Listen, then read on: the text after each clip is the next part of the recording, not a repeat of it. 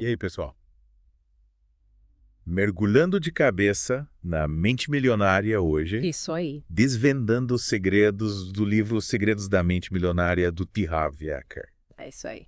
A gente vai, além do resumo, Com certeza. vamos dissecar tudo. É isso aí. Os insights do Eker. É isso aí. E entender como aplicar esses princípios na nossa vida financeira.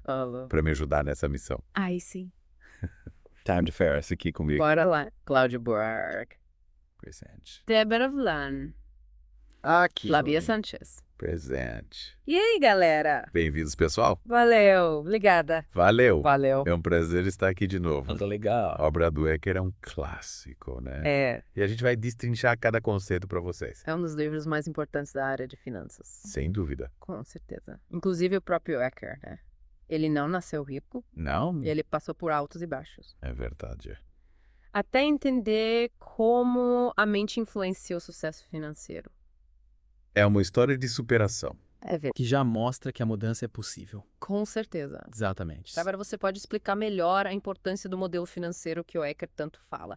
Muita gente confunde com a educação financeira tradicional, mas vai muito além disso, né? Sim, com certeza. É. O Eker usa uma analogia que eu adoro, Hum. que ele compara a nossa mente a um carpinteiro.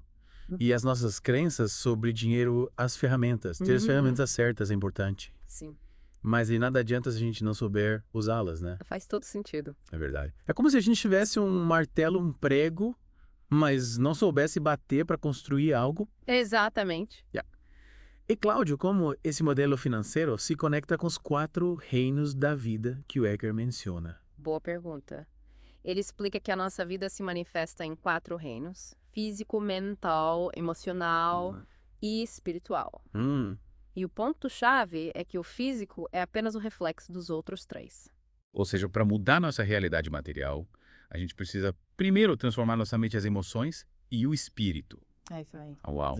É como se o mundo material fosse um espelho mostrando tudo que a gente carrega dentro da gente. Flavia, como as ideias se conectam com as declarações. As declarações são ferramentas poderosíssimas para reprogramar os subconscientes e atrair prosperidade. É como se a gente estivesse instalando um novo software na mente, com códigos que nos levam em direção ao sucesso financeiro. Mas é importante ir além da repetição. Entender o significado e sentir a verdade por trás das palavras. Entender como se a gente tivesse que encarnar a declaração, senti-la como uma verdade absoluta. Vir com isso assim que acha essa ênfase na verdade. Às vezes parece que você pensar positivo. Olha, eu concordo que a programação mental é fundamental.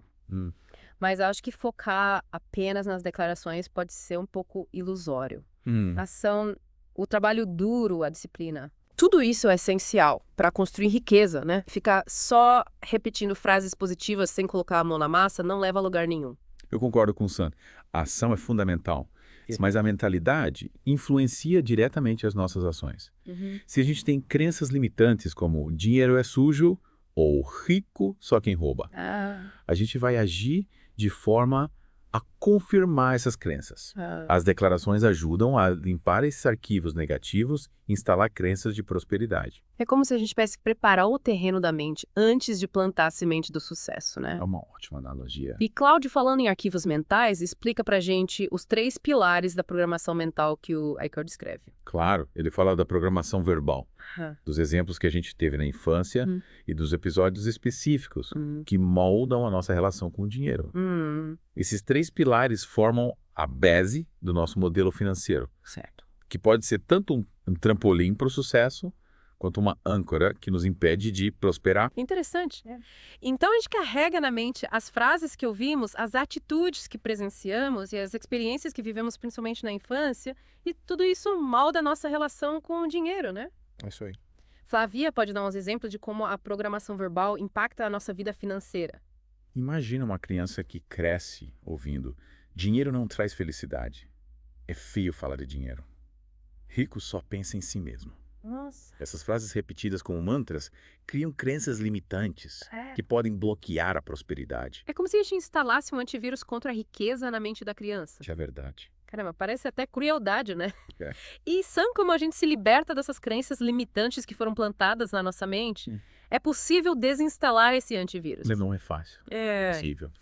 O primeiro passo é ter consciência dessas crenças. Tá. Identificar as frases que a gente repete sem questionar. Hum.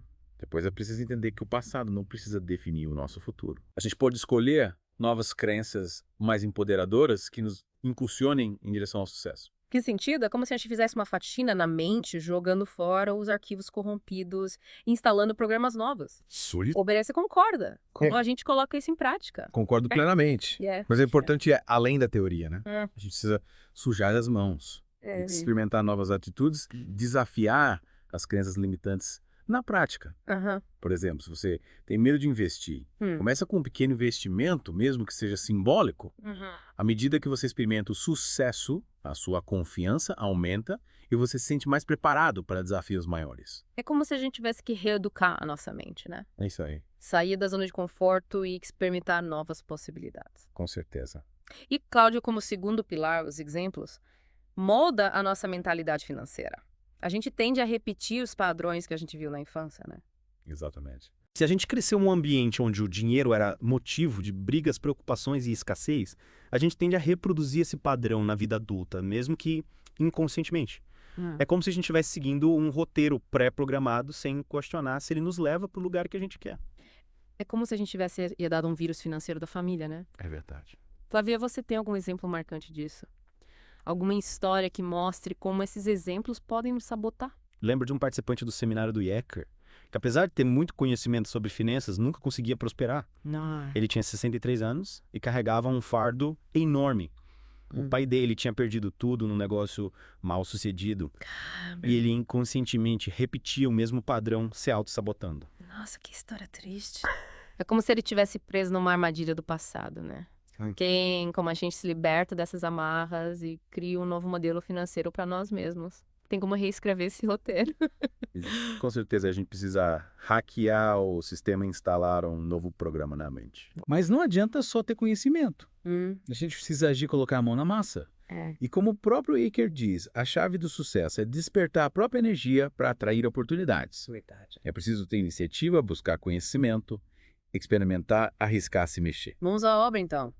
E, Débora, qual a importância do terceiro pilar, os episódios específicos, como as experiências que a gente vive, principalmente na infância, moldam a nossa relação com o dinheiro? Episódios específicos são como cicatrizes emocionais que a gente carrega. Por exemplo, uma criança que passa por uma situação de pobreza extrema pode desenvolver um medo profundo da falta de dinheiro. Isso vai se refletir em todas as suas decisões financeiras na vida adulta, mesmo que inconscientemente. Ou então, uma criança que presencia os pais brigando por causa de dinheiro pode associar riqueza a conflito e, por isso, sabotar o próprio sucesso financeiro mesmo sem perceber. Caramba! Como se a gente estivesse carregando traumas do passado que nos impedem de prosperar no presente. Flávia, você tem algum exemplo prático disso? Alguma história que ilustre esse ponto? O Eker conta a história de José, Hum. uma mulher que associava dinheiro à dor porque na infância presenciou um assalto violento na loja dos pais. Nossa. Essa experiência traumática a marcou profundamente e ela inconscientemente sabotava o próprio sucesso financeiro.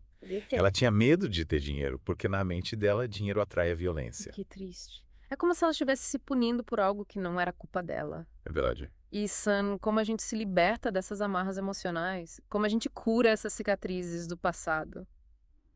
Olha, viver a traumas do passado nem sempre é a melhor solução. Às vezes a gente fica remoendo a dor, se vitimizando. Sei. Isso só piora a situação. É importante buscar ajuda profissional para lidar com essas feridas emocionais, mas também é fundamental focar no presente e no futuro, construir novas experiências positivas, criar novas associações com o dinheiro. A gente precisa se reconciliar com a abundância, entender que o dinheiro é uma ferramenta poderosa que pode ser usada para o bem. É fundamental buscarmos essa cura interior, essa libertação dos traumas do passado para construirmos uma vida financeira mais próspera e abundante? Com certeza. E falando em abundância, vamos agora para a segunda parte do livro, onde o Eker apresenta os 17 arquivos de riqueza. Opa. Mas isso fica para a próxima parte do nosso mergulho. Aí sim, fiquem ligados. Até a próxima. Até já. E voltamos com a parte mais esperada do nosso mergulho, os 17 arquivos de riqueza. Que isso aí? Arquivos da mente milionária. Lembrando que esses arquivos são como um mapa da mentalidade próspera. Verdade. Um guia para reprogramar as nossas crenças e construir a vida financeira que a gente sempre sonhou. É isso aí. Mas é importante ter em mente que a gente não precisa seguir esse mapa cegamente, né? A ideia é usar esse conhecimento como ponto de partida, a adaptar os conceitos à nossa realidade e criar o nosso próprio caminho para o sucesso. Concordo. Cada um tem a sua própria jornada, né? Mas o mapa do Aker ajuda a gente a encontrar a direção certa. Exatamente. E para nos guiar nessa expedição pelos arquivos da riqueza, o Cláudio vai apresentar cada um deles de forma resumida. A Débora vai aprofundar o entendimento com exemplos e analogias, a Flávia vai conectar esses conceitos com nossa realidade e o Sam vai nos provocar a questionar e refletir. Isso aí. Preparados? Bora lá. Vamos nessa Haikyuu. Arquivo de riqueza número 1. Ricos focam em oportunidades, pobres focam em obstáculos. Essa é clássica. Mas qual a diferença prática entre focar em oportunidades e focar em obstáculos? A diferença é que quem foca em oportunidades tem uma mentalidade de crescimento e de abundância. É como se a pessoa estivesse sempre procurando soluções e enxergando o lado positivo de cada situação. Já quem foca em obstáculos tem uma mentalidade de escassez de medo. Sei. É como se a pessoa estivesse sempre esperando pior, se protegendo de algo que talvez nem aconteça. E o mais interessante é que as oportunidades e os obstáculos muitas vezes estão presentes na mesma situação, né? A diferença está no olhar, na perspectiva. Por exemplo, a crise econômica pode ser vista como um obstáculo para quem tem medo de perder dinheiro, mas também pode ser vista como uma oportunidade para quem está disposto a inovar, a criar soluções, a se reinventar. Mas focar só nas oportunidades não pode ser um pouco ingênuo. Ignorar os riscos, os desafios, as dificuldades. Otimismo sem planejamento não leva a lugar nenhum, né? Mas o medo também não. Verdade. A gente precisa encontrar um equilíbrio. Que é a coragem de enxergar as oportunidades sem ignorar os desafios.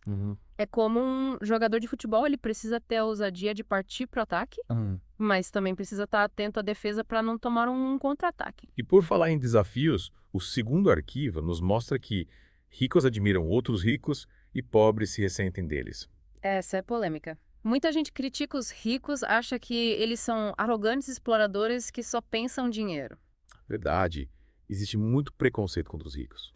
Mas o Geiger nos convida a mudar essa perspectiva. Ele diz que ao invés de criticar os ricos, a gente deveria admirá-los, aprender com eles, se inspirar em suas histórias de sucesso. Mas essa admiração não pode virar idolatria, né? A gente não pode simplesmente copiar os ricos, porque cada um tem a sua própria história, seus próprios talentos, suas próprias oportunidades. A admiração, quando é genuína, nos impulsiona a buscar o nosso próprio potencial. Não se trata de copiar, mas de se inspirar. É como um artista que admira o trabalho de outro artista. Sim. Ele não vai simplesmente copiar as obras, mas vai usar essa inspiração para criar o seu próprio estilo, sua própria arte. E por falar em estilo próprio, o terceiro arquivo nos convida a isso. Ricos se promovem pobres, acham isso falta de educação. Isso é interessante. No Brasil, a gente tem uma certa resistência à autopromoção, né? A gente acha que é feio os vangloriar, que é falta de humildade. É verdade, a gente foi criado com a crença de que quem se elogia se enforca, né? Mas no mundo dos negócios, quem não se promove fica invisível. Exatamente. A autopromoção, quando feita com ética e profissionalismo, é uma forma de mostrar ao mundo o que a gente tem de melhor a oferecer. É como um produto na prateleira do supermercado. Se ele não tiver uma embalagem chamativa, um rótulo que destaque seus benefícios, ele vai ficar lá esquecido no canto. E a autopromoção não se limita ao mundo dos negócios, né? É importante a gente se valorizar em todas as áreas da vida. No trabalho, nos relacionamentos, na vida social. Sim. É saber reconhecer os nossos talentos, as nossas qualidades e compartilhá-los com o mundo. E para compartilhar os nossos talentos com o mundo, a gente precisa ter a coragem de enfrentar os desafios, os problemas, as adversidades. Verdade. E é isso que o quarto arquivo nos ensina. Ricos são maiores do que seus problemas, pobres são menores do que eles. Esse é forte. Mas como alguém pode ser maior do que um problema que causa dor, sofrimento, angústia? A gente não pode negar do sofrimento e angústia que os problemas causam. Mas a gente pode escolher como reagir a esses problemas. Exatamente. Os ricos, ao invés de se deixarem abater pelos problemas, os encaram como desafios a serem superados, como oportunidades de aprendizado e crescimento. Eles desenvolvem a resiliência, a capacidade de se adaptar às adversidades e encontrar soluções criativas. É como se os ricos tivessem um superpoder. A capacidade de transformar os limões da vida numa deliciosa limonada. E para transformar os limões da vida em limonada, a gente precisa ter as ferramentas certas, né? Com certeza. E a ferramenta mais importante para construir riqueza é a gestão financeira. É verdade. É isso que o quinto arquivo nos ensina. Ricos gerenciam bem seu dinheiro, pobres o administram mal. Essa parece óbvia. Mas qual o segredo para uma boa gestão financeira? É só fazer planilhas, controlar os gastos, poupar. Gerenciar bem o dinheiro vai muito além de planilhas e controles. É ter uma mentalidade de abundância, entender que o dinheiro é uma ferramenta poderosa que pode ser usada para realizar os nossos sonhos, os nossos objetivos. E para usar essa ferramenta com sabedoria, a gente precisa ter conhecimento, disciplina, organização. A gente precisa saber para onde vai cada centavo, controlar os impulsos de como poupar com inteligência e investir com estratégia. É como se a gente estivesse construindo uma casa. A gente precisa ter um projeto, uma planta, um orçamento para que a casa seja sólida, segura e aconchegante. E para que a gente possa desfrutar dessa casa, relaxar, curtir a vida, a gente precisa ter liberdade financeira. Verdade. E a liberdade financeira se conquista fazendo o dinheiro trabalhar para a gente. É isso que o sexto arquivo nos ensina. Ricos fazem o dinheiro trabalhar para eles, pobres trabalham pelo dinheiro. Esse é o sonho de todo mundo, né? Mas como fazer o dinheiro trabalhar pra gente? Criando fontes de renda passiva e investimentos que gerem lucro sem a necessidade de trabalho constante. É como plantar uma árvore. A gente se esforça no início, cuida da planta com carinho e depois colhe os frutos por muitos anos. Exatamente. A gente precisa ter a visão de longo prazo e entender que a riqueza se constrói com paciência, disciplina e estratégia. Não existe fórmula mágica, mas existem caminhos que nos levam para a liberdade financeira. E o mais importante é que a gente não precisa ser um expert em finanças para começar, né? Existem muitos recursos disponíveis. Livros, cursos, consultores aplicativos. Sim. O importante é dar o primeiro passo, buscar conhecimento, se educar financeiramente. E para dar o primeiro passo, a gente precisa vencer o medo, a insegurança, a procrastinação. E é isso que o sétimo arquivo nos ensina.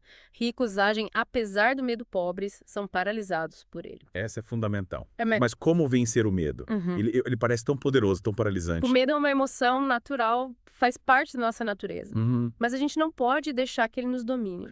A gente precisa entender que o medo é como um fantasma. Ele só existe na nossa mente. Exatamente. O medo é uma ilusão, uma projeção da nossa mente. Sei. E a melhor forma de vencer o medo é agindo, se expondo, enfrentando os desafios. É como andar de bicicleta.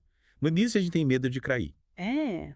Mas quando a gente começa a pedalar, o medo desaparece. A gente sente a liberdade, a alegria do movimento. E o mais importante é que a gente não precisa ser corajoso o tempo todo, né? A gente pode ter medo, sentir insegurança, mas a gente não pode deixar que essas emoções nos impeçam de agir. Verdade. A gente precisa ter a coragem de dar o primeiro passo, mesmo com medo. Esses 7 primeiros arquivos já nos trouxeram tantas reflexões. Parece que a gente está abrindo a caixa preta da mente milionária, desvendando os segredos do sucesso financeiro. É verdade. Mas ainda tem muito mais. Na próxima parte do nosso mergulho, vamos explorar os arquivos restantes. Aí sim. Fiquem ligados. Era a final da nossa expedição pelos arquivos de riqueza. Isso aí. Preparem-se para mais insights poderosos. Opa. E dicas práticas para turbinar sua mentalidade financeira. Bora lá. Cláudio, qual o próximo arquivo da nossa lista? Arquivo de riqueza número 8. Ricos aprendem e se aprimoram o tempo todo, pobres acham que já sabem tudo. Essa frase é um soco no estômago, né? Ninguém gosta de admitir que não sabe de tudo. Mas será que essa busca constante por conhecimento é realmente tão importante assim para o sucesso financeiro? Com certeza. O mundo está em constante transformação, né? As tecnologias avançam, o mercado muda, novas oportunidades surgem a todo momento. Quem se acomoda, quem acha que já sabe tudo, fica para trás. A gente precisa ter a humildade de reconhecer que sempre tem algo novo para aprender. Verdade. É como se a gente estivesse numa escada rolante, mas em vez de subir, a gente fica parado no mesmo lugar. Enquanto isso, o mundo continua subindo e a gente fica cada vez mais distante do topo. E o aprendizado não se limita aos livros e cursos, né? A gente aprende com as experiências, com os erros, com os acertos, com as pessoas ao nosso redor. A vida é uma escola e a gente precisa estar sempre aberto a novas lições. Arquivo de riqueza número 9. Ricos pensam ambos, pobres pensam ou um ou outro. Essa me deixa curioso. Explica melhor pra gente, Débora. Os ricos acreditam que é possível ter tudo o que desejam. Sucesso financeiro. Família feliz no saúde e amor. Saúde é uma invertida profissional e espiritualidade. Eles não se limitam a escolhas excludentes, buscam o equilíbrio e a abundância em todas as áreas da vida. É como se a gente estivesse num buffet com várias opções deliciosas. Os ricos se servem de tudo com moderação, saboreando cada prato. Já os pobres, com medo de faltar, se concentram num único prato, perdendo a oportunidade de experimentar outras delícias. Mas será que é possível ter tudo? Não existe um limite para os nossos desejos. E o risco de se frustrar por não conseguir alcançar tudo o que queremos. Claro que a gente precisa ter metas realistas, né?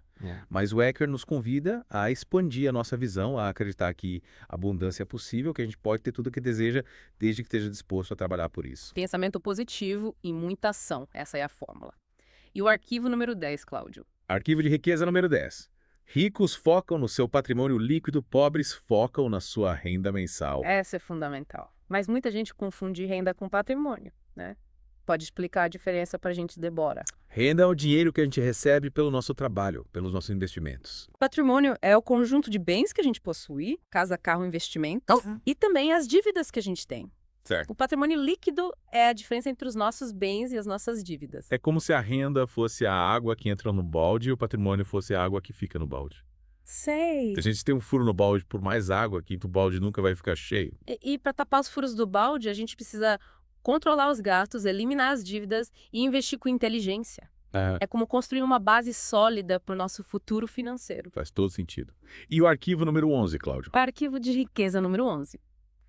Ricos administram bem o seu dinheiro, pobres o administram mal. Essa parece repetida, né? Já falamos sobre gestão financeira no arquivo número 5. É verdade. Mas esse arquivo reforça a importância da gestão financeira. Não adianta a gente ter uma mentalidade de riqueza se a gente não coloca isso em prática na nossa vida financeira. A gente fez até controle sobre o nosso dinheiro, saber para onde ele vai, quanto a gente gasta, quanto a gente investe. É como um carro. Se a gente não souber se dirigir, a gente vai acabar batendo, né? E para dirigir bem o carro das nossas finanças, a gente precisa ter um mapa, um GPS que nos guie na direção certa. Esse mapa é o nosso planejamento financeiro que precisa ser revisado e atualizado periodicamente. Planejamento é uma palavra-chave. E o arquivo número 12, Cláudio? Arquivo de riqueza número 12. Ricos pensam grande, pobres pensam pequeno. Mas pensar grande não pode ser um pouco perigoso. E o risco de se frustrar por ter metas muito ambiciosas. O Eker não está falando de megalomania nem de ter metas irreais. Ele está falando de ter a coragem de sonhar alto, de acreditar no nosso potencial, de se desafiar e ir além dos limites que a gente mesmo impõe. É como se os ricos estivessem olhando para o horizonte enquanto os pobres ficam presos ao chão com medo de tropeçar. Mas a gente precisa ter cuidado para não confundir otimismo com ilusão, né? Sonhar alto é importante, mas a gente precisa ter os pés no chão, trabalhar duro para realizar nossos sonhos. Equilíbrio é fundamental. E o arquivo número 13, Cláudio? Arquivo de riqueza número 13.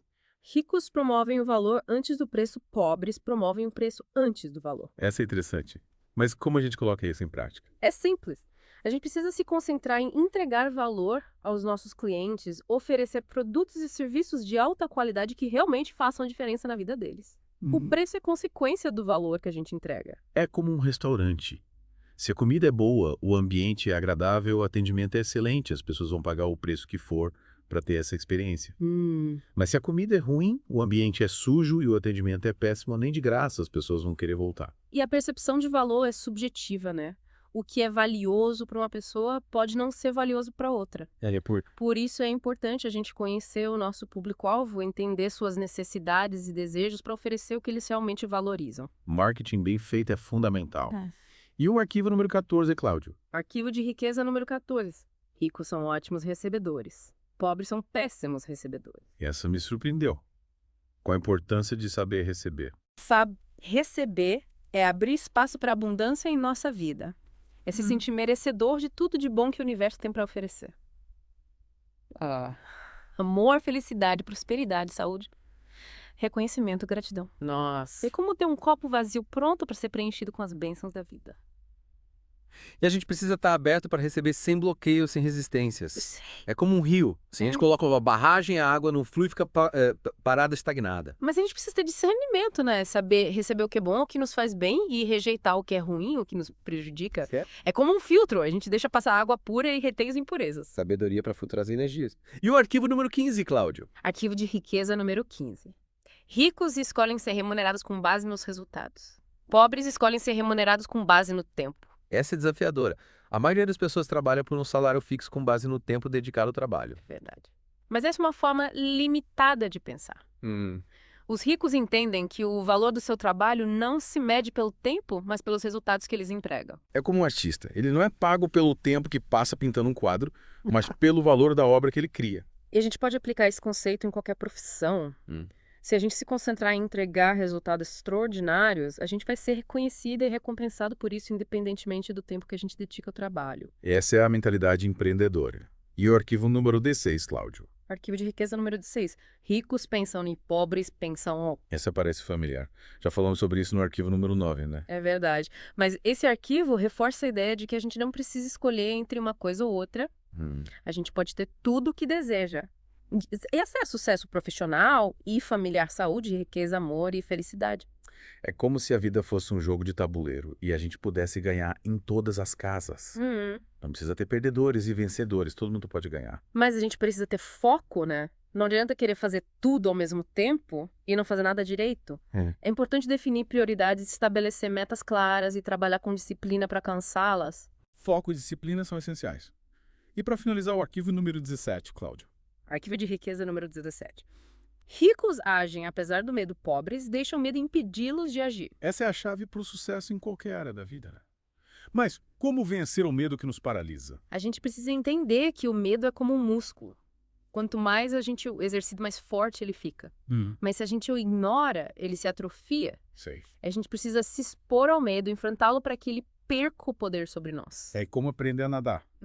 No início a gente tem medo de se afogar, mas se a gente persistir, se a gente continua nadando, o medo vai embora e a gente descobre a liberdade de se mover na água. E a gente precisa ter a consciência de que o medo nunca vai desaparecer completamente. Ele sempre vai estar lá nos rondando, nos desafiando. Sim. Mas a gente pode escolher não se deixar dominar por ele. Verdade. A gente pode escolher agir apesar do medo. E assim, chegamos ao fim da nossa jornada pelos 17 arquivos de riqueza. Foi uma experiência incrível, cheia de insights poderosos e dicas práticas para transformar nossa mentalidade e construir a vida financeira que a gente sempre sonhou. É verdade. E aí, pessoal, o que vocês acharam? Deixem aqui nos comentários qual arquivo ressoou mais com vocês e qual mudança de mentalidade vocês vão começar a aplicar na vida de vocês. É isso aí. Lembrando que a gente só abordou alguns dos arquivos aqui no nosso mergulho. É verdade. A leitura completa do livro Os Segredos da Mente Milionária vai te proporcionar uma imersão ainda mais profunda nesse universo da riqueza. Com certeza. E com essa mensagem inspiradora, encerramos mais um mergulho profundo aqui no The Deep Dive. Valeu, pessoal. Até a próxima. Um abraço. Até a próxima.